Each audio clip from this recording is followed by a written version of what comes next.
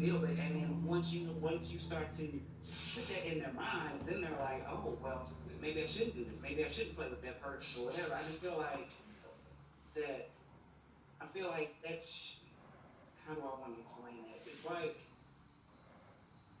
I just feel like when you teach them, teaching them in a way um, that won't cause them to, I don't know, to in a way be racist, because Yeah. it's like you're teaching them racism. Well, imagine you're a little white kid, and you don't know anything about it, but you're taught immediately. And by the way, it's also inaccurate to act as though slavery was exclusively an American white problem. Like that's just not accurate. Too, it happened. It still exists today. Like there are more slaves right now in the world today than ever.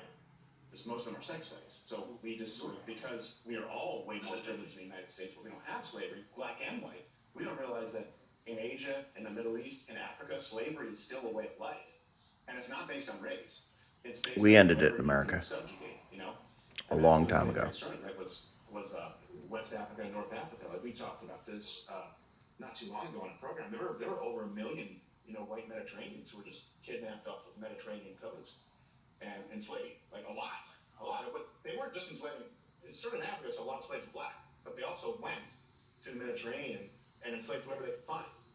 And Half the so, slaves in the Caribbean and were actually, white, that was a big thing. Think about it. typically We're in the Irish. United States of America, and at this point, slavery is everywhere, and it's the biggest export, effectively, from that continent, right, from the African continent.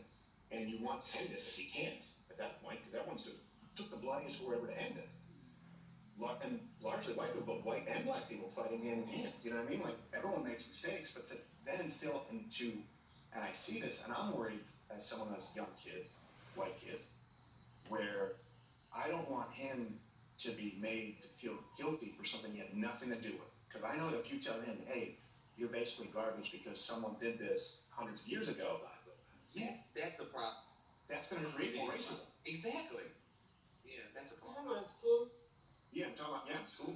If you do that and you say, hey, you need to, atone for the sins of your great great great forefathers, like all of a sudden, as opposed to being that kid who's hanging out with people of any race, watching people of any race on TV, you're going, oh, there's a separation here, and I must have done something wrong because I was born white.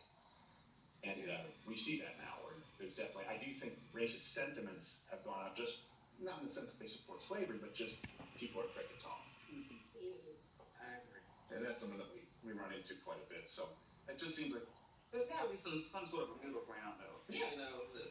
But finding that sweet spot of actually just teaching about history, but not again making a person feel like trash because their forefathers, whatever, did whatever. I mean, but we all make mistakes. It's like if we all taught real history. yeah, I mean, I think we would all give each other some grace.